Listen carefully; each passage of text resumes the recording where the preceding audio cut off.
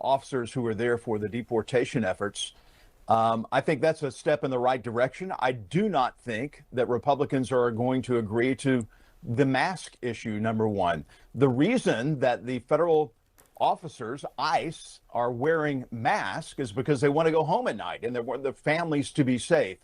And last year, when these deportation efforts began, especially out in California, they were being doxxed. And there are efforts by these protesters, some of them more than just peaceful protesters, to so-called out these agents, to make their names and their identity public. That puts them at risk. I understand the trepidation and concern by some for seeing federal officers with masks on, but we've got to make sure that they are safe. So again, that's an area of disagreement. What I was looking for is areas where you might agree. So what changes do you think should be made when the president says there needs to be a softer touch? Softer than what? Well, look, I think you're seeing that softer touch right now with the Tom Homan going in and taking over this operation and removing about a third of the force there. What we really need in the softer touch is cooperation from these sanctuary cities. You look at what's going on with the deportation efforts in Texas and Tennessee. We don't have these problems. And the same numbers of individuals, illegal aliens, are being deported from our nation. The problem is the sanctuary cities, the counties, the cities, and the states that are sanctuary states are not cooperating with the federal officers. I think you're seeing that now due to the efforts of Tom Homan going in there with his experience and getting these detention centers, these prisons, to legally and lawfully cooperate with ICE and hand over the criminal illegal aliens so they don't have to be released and go out and be recaptured and put lives in danger.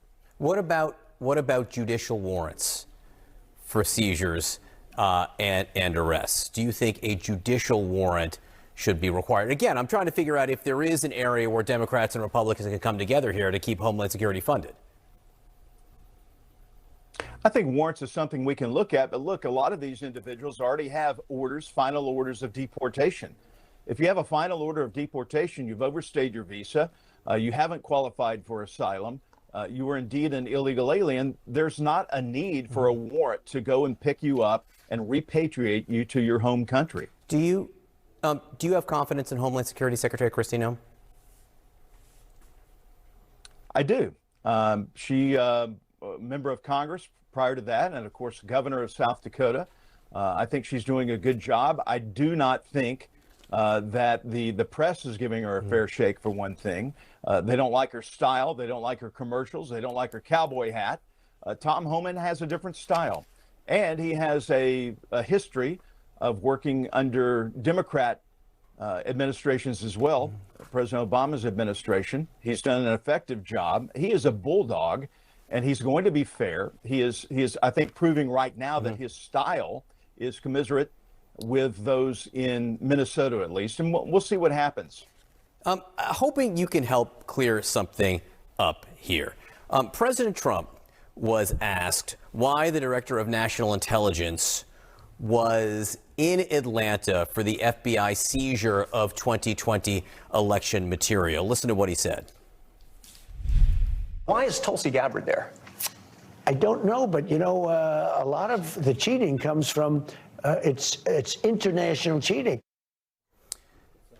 So you just heard President Trump there say, I don't know. Director of National Intelligence Tulsi Gabbard said, my presence was requested by the president and executed under my statutory authority to coordinate. So the president said he doesn't know. Tulsi Gabbard says he told her to be there. Which is it? How do you read it?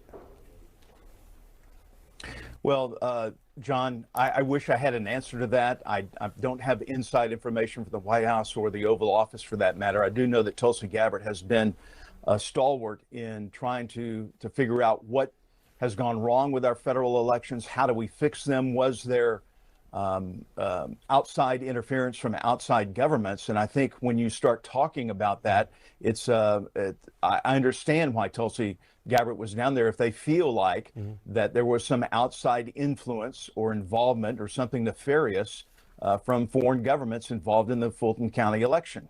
And so let's let the information come out, the chips fall where they may, and see what happens. Yeah, curious. The president said he didn't know why she was there. Congressman Mark Alford, always great to speak to you. Thanks for coming on. Sarah? All right. Thank you, John. Ahead of the November midterms, what kind of power does the MAGA movement still have when it comes to the GOP? CNN's chief data reporter, Harry Enton, is here to run the numbers. So how much power, and we're talking about influence here, do they have on the GOP, especially over the long run? Yeah, over the long run. That's what I think is so important here. And it's not just about Donald Trump. It's about the Make America movement. Again, that's what we're talking about, Make America Great Again movement. And it is as powerful as it has ever been, because I want you to take a look here. GOP who view MAGA favorably. 2 years ago, when Donald Trump was running for term number 2, it was 74%. Today, look at this. It's 78% of Republicans who view the Make America Great Again movement favorably. So we're talking about something that, in my opinion, will very much be able to outlast Donald Trump. Trump is in term number 2. He can't run for a term number 3. But the bottom line is this. What he brought into the GOP looks like it's going to last long beyond him. It's a very populist movement. I am curious because J.D. Vance would then be the next standard bearer of this movement. Where is the GOP on how they feel about him? Yeah, okay. So, obviously J.D. Vance, the vice president of the United States, at this point looks like a favorite for the Republican nomination come 2028. And one of the reasons why he looks like a favorite is because the Republican base loves J.D. Vance. What are we talking about here? Someone who really represents the Make America Great Again movement. This is somebody a year ago, his favorable rating among Republicans, 81%. Latest Marquette University Law School poll, look at this.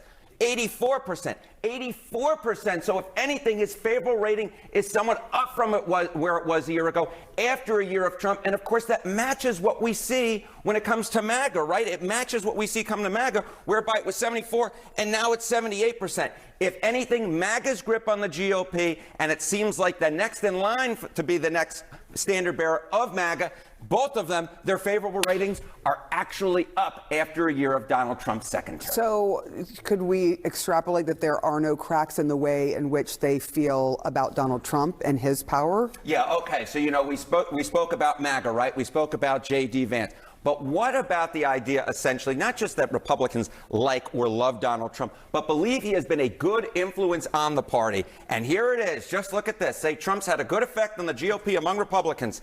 When he left after term number 1, it was 71%. Just before he was running for that second term, right, it was 62%. Now it's again 71% of Republicans who say that Donald Trump has had a good effect on the Republican Party. I know that there are a lot of people out there, especially on the left, who say, oh my God, we just want to grasp that one little thing that, there's weakness in Donald Trump's grip on the GOP, weakness in MAGA's grip on the GOP. It just simply put isn't there even after this whole stuff that's been going on in Minnesota, which obviously hasn't necessarily been popular with the general electorate, but among Republicans, they liked Donald Trump, they like MAGA, they like J.D. Vance, and they believe that Donald Trump's had a good effect on the GOP as much as it has ever been. It's as strong as it's ever been, not with independents, not with, like you said, the general electorate, but with Republicans, pretty clear. They're not going anywhere. That's correct. Donald Trump, MAGA, J.D. Vance, they ain't going nowhere when it comes to the GOP. All right, Harry Enton, thank you so much. Thank Appreciate you. it. John? All right, Justin, the U.S. and Russia have agreed to resume high-level intermilitary communication for the first time in nearly 5 years. That's according to the U.S. European Command. The agreement comes as the U.S., Ukraine, and Russia have been holding three-way peace talks in Abu Dhabi. I want to get to CNN's senior international correspondent, Fred Pleitgen, in Moscow for the latest this morning. Fred, what are you learning? Hi there, John. Well, this intermilitary communication was actually cut between the U.S. and Russia in late 2021, just months before the Russians invaded Ukraine, and now it is being restored. We just got a statement from the U.S.'s European Command where they're saying maintaining dialogue between militaries is an important factor in global stability and peace, which can only be achieved through strength and provides a means for increased transparency and de-escalation. So clearly, they're saying there are operative of reasons for restoring this intermilitary communication. You're absolutely right. It does, of course, come as those negotiations between Ukraine and Russia under the auspices of the United States, those trilateral negotiations have continued in Abu Dhabi. They have actually finished for the day. This was the last of 2 days that these negotiations took place. The Ukrainian side saying that there was truly progress that was achieved. This comes in the form of Kirilo Budanov, who is, of course, the head of Ukraine's presidential administration and one of their most important negotiators at these talks, also thanking Abu Dhabi and the United States. We heard from the Russians before the talks began this morning that they also believed that progress was being made. We know that the way that these talks unfolded is that they started in a trilateral way and then broke up into working groups. The U.S. says there are still a lot of things that need to be sorted out, some very key issues that need to be sorted out, but they do expect there to be progress in the coming months as well. One of the things, however, John, that was indeed achieved is that the U.S. announced that there was a prisoner swap involving 314 prisoners from Russia and Ukraine. That has been completed with a lot of those prisoners, some of them in custody for several years, now back in their respective countries. So the U.S. saying those negotiations are already yielding some results. John? Prisoner swaps often provide the type of coordination that proves useful in finding common ground for next steps. Fred Pleiken in Moscow this morning. Thank you so much for your reporting on all this. Sarah? All right, thanks, John. New this morning, the Equal Employment Opportunity Commission, or the EEOC as it's known, is launching an investigation into Nike because it's being accused of discrimination against white employees. The federal agency is on the attack over DEI, now investigating Nike's diversity, equity, and inclusion initiatives. The filing does not identify individual victims. The agency filed the enforcement action after Nike failed to voluntarily provide all the information required by a subpoena. In a statement, Nike called the probe, quote, a surprising and unusual escalation, and said it had already shared thousands of pages of information. All right, a DUI arrest leading to a bizarre discovery, a disturbing discovery. What officers found inside a man's trunk as they were handcuffing him, and a robot dog sent out to sniff out danger on Europe's most active volcano. We'll take you there.